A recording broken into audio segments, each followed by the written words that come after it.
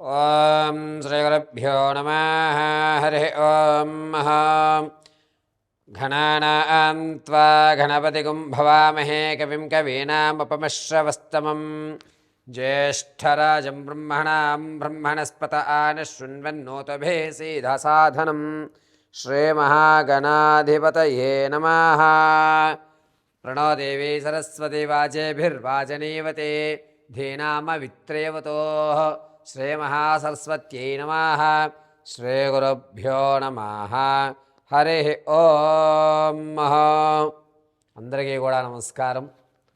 ప్రతి ఒక్కరికి కూడా పార్వతీ పరమేశ్వర అనుగ్రహం కలుగుతూ ఆయురారోగ్య మనోవాంఛనలు కలుగుతూ ఉండాలని మనస్ఫూర్తిగా కోరుకుంటూ ఈ నవంబర్ నెలలో తులాలగ్నం నందు శుక్రుల్లో రవి అదేవిధంగా చంద్రుడు బుధుడు ప్రవేశించడం, దానివల్ల కలిగేటువంటి మార్పులు అంటే నవంబర్ 10వ తారీఖు నుంచి 25వ తారీఖు వరకు కూడా కొన్ని రాసుల వారికి రాజభోగం అనేటువంటిది ఏర్పడుతోంది. ఏ రాశి వారికి ఈ రాజభోగాలు ఏర్పడుతున్నాయి? కొంతమంది ఆర్థికంగా అప్పులు తీర్చి ప్రశాంత వాతావరణాన్ని నెలకొల్పుకుంటున్నారు. అందులోనూ శుక్రుల్లో చంద్రుడు ప్రవేశించడం వల్ల అద్భుతమైనటువంటి అవకాశం కలిగేటువంటి గోచర జరుగుతుంది.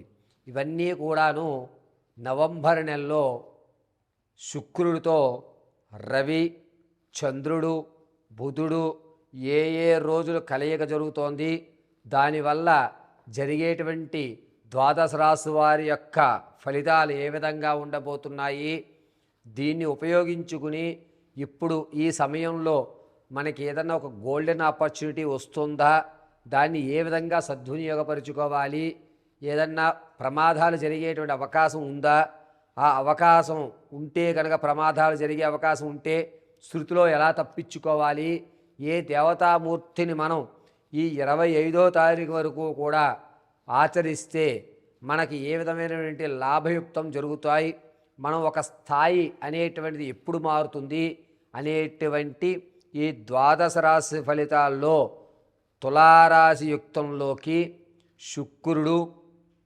అందలి రవి చంద్రుడు బుధుడు ఏ రోజు మారుతున్నారు, ఈ మార్పుల వల్ల జరిగేటువంటి పరిణామాలు ఏ విధంగా ఉండబోతున్నాయి, దీని పరిష్కారాలు ఏమిటి, తాత ముత్తాతల నుంచి సంభవించేటువంటి ఆస్తి వ్యవస్థలు ఏమన్నా మనకి అందిపుచ్చుకుంటామా, భార్యాభర్తల మధ్య కీచులాట్లు పెరుగుతాయా అనేటువంటి విషయాలు కూలంకషంగా పరిశీలన చేద్దాం.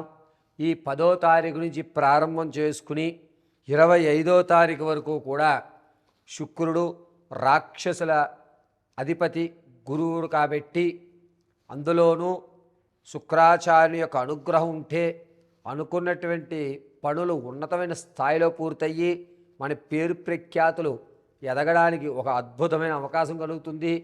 ఈ ద్వాదశ రాశుల్లో వారికి కూడా 5 రాశుల వారికి అద్భుతంగా ఈ 25 వరకు ఒక గోల్డెన్ పీరియడ్గా చెప్పచ్చు. ఏ రాశి వారికి ఈ గోల్డెన్ అవకాశాలు ఏర్పడుతున్నాయి, ఈ ద్వాదశ రాశుల్లో ఏ రాశి వారు ఆర్థిక సమస్యల నుంచి బయటపడిపోతున్నారు అనేటువంటి విషయాన్ని మనం కూలంకషంగా పరిశీలన చేసుకుందాం.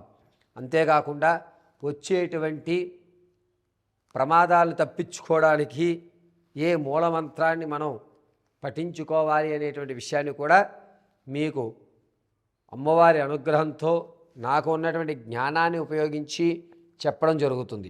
మిథున రాశి వారికి నవంబర్ 11వ తారీఖు నుంచి కూడా 25 వరకు తులారాశిలోకి తన సొంత ఇంటిలోకి శుక్రగ్రహం ప్రవేశించడం, అందలి 17వ తారీఖు వరకు కూడా శుక్రుడితో రవి ఉండడం, 17వ తారీఖు నుంచి 19వ తారీఖు వరకు శుక్రుడిలో చంద్రుడు ప్రవేశించడం, తదనంతరం 25వ తారీఖు వరకు కూడా శుక్రుడిలో బుధుడు ఉండడం వల్ల ఏ విధమైన మార్పులు జరుగుతాయి, ఈ పీరియడ్ అనేటువంటిది మిథున రాశి వారికి కలిసి వస్తుందా రాదా అనేటువంటిది మనం పరిశీలన చేద్దాం.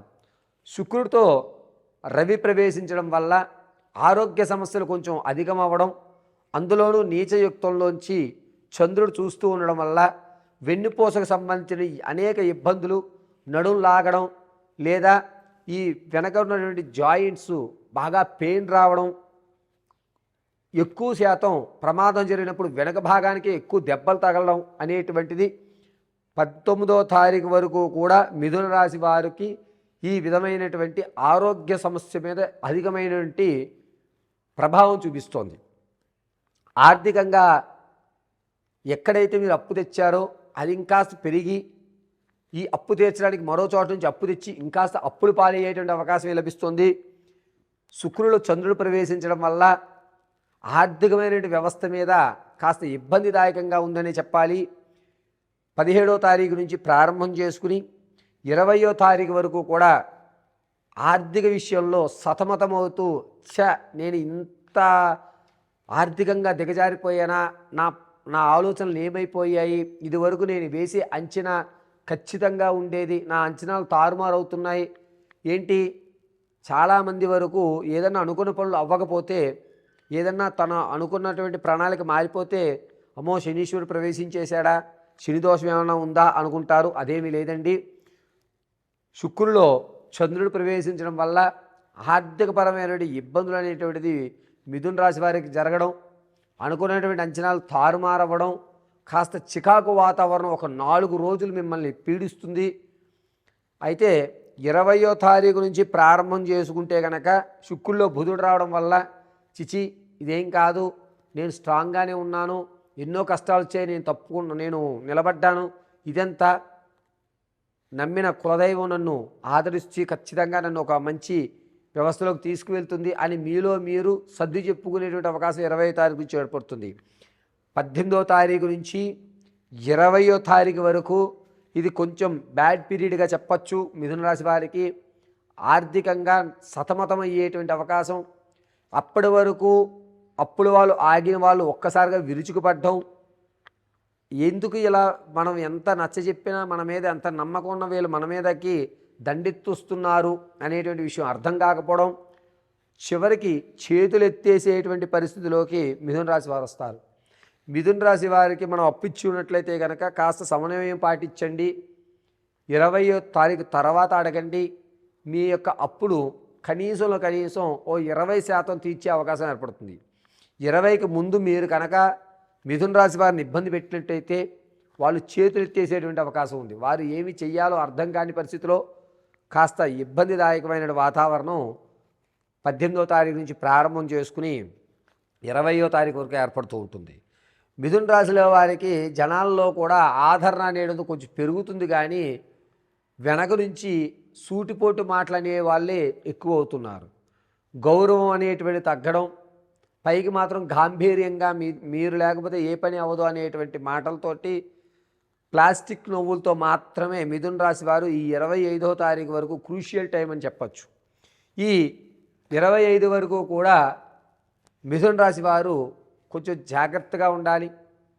ప్రమాదం అనేది పొంచి ఉంది కాబట్టి ప్రతి నిత్యము కూడా మీరు మీ కులదేవత నామస్మరణ చేయడం, మీ కులదేవతకి నల్లటి ఒత్తుతో కొబ్బరి నూనె పోసి దీపారాధన చేయడం, మీ యొక్క ఆర్థిక సమస్యల నుంచి, మీరు తీసుకునే తప్పుడు నిర్ణయాల నుంచి ఖచ్చితమైన నిర్ణయానికి క్షణకాలం మిమ్మల్ని ఇబ్బంది పెడుతుంది. కాబట్టి ఆ క్షణకాలం మిమ్మల్ని అదుపు పెట్టడానికి కులదేవత మాత్రమే మీకు సహాయం చేస్తుంది. కాబట్టి ఖచ్చితంగా మిథున రాశి వారు 25వ తారీఖు వరకు కూడా మీ కులదేవతకు నమస్కారం చేసి అమ్మవారి అనుగ్రహంతో మీ యొక్క కష్టాలు తీర్చి అమ్మ మిమ్మల్ని పరిపూర్ణంగా రక్షిస్తుందని కోరుకోవడం జరుగుతుంది.